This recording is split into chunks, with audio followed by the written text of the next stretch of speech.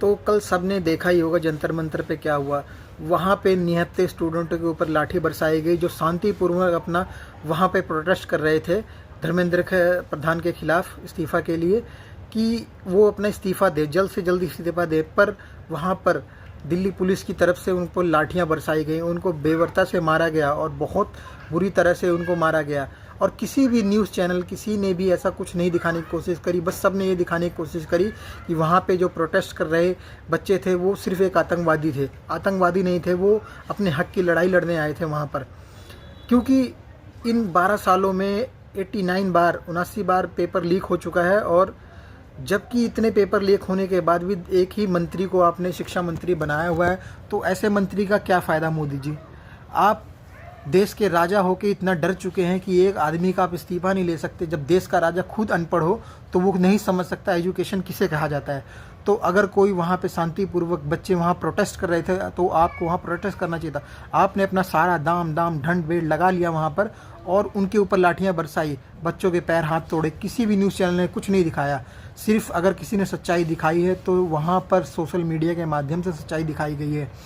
और देश में राज करने वाले फिल्म अभिनेता या फिर कोई गायक, किसी ने भी इसके बारे में कुछ बोलने का समझा ही नहीं कि कुछ बोला जाए कि वहाँ पे बच्चों के ऊपर अत्याचार हुआ है। कोई भी नहीं बोलना चाहता, कोई नेता या कोई फिल्म स्टार, कोई कुछ नहीं बोलना चाहता। उन फिल्म स्टारों को हमने इतना बड़ा बनाया उनकी फिल्में देखकर, पर आज वो मुंह में अपने दही जमा बैठे हैं।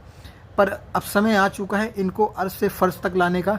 तो आप सब आज से इसी वक्त से इनको ज़मीन पे गिराने का काम करिए। और जो हमारे देश में नेता अनपढ़ बैठ गए हैं इनको भी, अब ये प्रोटेस्ट धर्मेंद्र प्रधान को इस्तीफा लेने का तो है ही नहीं, अब ये प्रधान है, अब ये जो प्रोटेस्ट है अभी सरकार तो को हटाने का प्रोटेस्ट हो चुका है।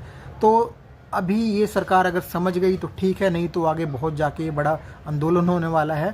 तो जितने भी युवा हैं जो भी इससे रिलेटेड जो भी हैं अपना प्रोटेस्ट जारी रखें, चाहे किसी भी तरीके से जारी रखें, सोशल मीडिया के माध्यम से, कहीं गांव में, चौराहे पे, किसी भी माध्यम से वो जारी रखें या वहां पहुंच के जारी रखें, पर अपना प्रोटेस्ट जारी रखें ताकि सरकार में बैठे नुमाइंदों को ये पता चल सके कि जो युवा पीढ़ी है वो जाग चुकी है, अब नहीं सही जाएगी। हर बार पेपर लीक होता है पर सरकार को ये समझ नहीं आता कि जो स्टूडेंट 2-2, 3-3 साल लगाकर पेपर की तैयारी करते हैं और पेपर लीक हो जाता है तो वो कितने पीड़ा में होते हैं। और इस वजह से कई स्टूडेंट ने आज तक आत्महत्या तक कर ली है।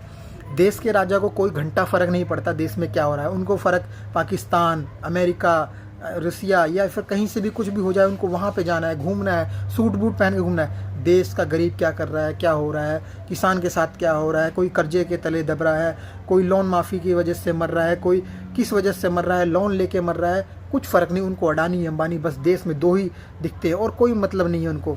बड़े बड़े नेताओं के जो बच्चे हैं वो सिर्फ फ़ॉरेन में पढ़ना जानते हैं, उनके बच्चों को यहाँ पढ़ते तो उनको पता लगता ना कि प्रोटेस्ट किसे कहा जाता। आज वो उस प्रोटेस्ट का हिस्सा होते हैं तो उनको पता। धर्मेंद्र प्रधान का अगर बच्चा कोई यहाँ पढ़ रहा होता, राजनाथ का बच्चा यहाँ कोई पढ़ रहा होता, अमित शाह का बच्चा यहाँ कहीं पढ़ रहा होता, तो उनको पता लगता है इस देश में प्रोटेस्ट किसे कहा जाता है, वो उस देश में आंदोलन का हिस्सा होते।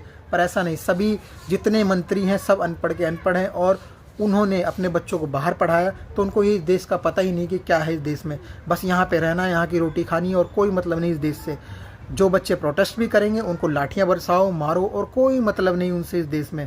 तो सीधा सा मतलब ये है कि भाई देश का युवा जाग चुका है और देश का अनपढ़ नेता, भ्रष्टाचार नेता इतना तानाशाह हो चुका है कि वो अब अपनी आखिरी टाइम पे आ चुका है। तो भाई साहब आपका बिल्कुल ही घड़ा पाप का भर चुका है। अब कुछ समय के लिए आप हैं, अगर आप खुद इस्तीफ़ा देते हैं तो दे दें, नहीं तो अब जन सैलाब आएगा और ऐसा जन सैलाब आएगा कि आप उसको रोक नहीं पाएंगे। तो कुछ अंधभक्तों से मैं ये भी कहना चाहूँगा, अब वो अंधभक्त अपनी कमेंटबाजी से मेरी वीडियो में बिल्कुल ना आए, इसलिए उनके लिए मैं अभी बता दे रहा हूँ क्योंकि कुछ अंधभक्तों को, अब गोबर भक्तों को बहुत बुरा लगने वाला है इस वीडियो से मेरे। तो दोस्तों अभी आप जुड़ जाएं इस जन सैलाब के साथ तो समय है, हम सब बच जाएंगे, नहीं तो कल को हम सब सिर्फ अडानी अंबानी के गुलाम रह जाएंगे।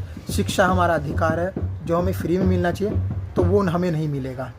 धन्यवाद दोस्तों।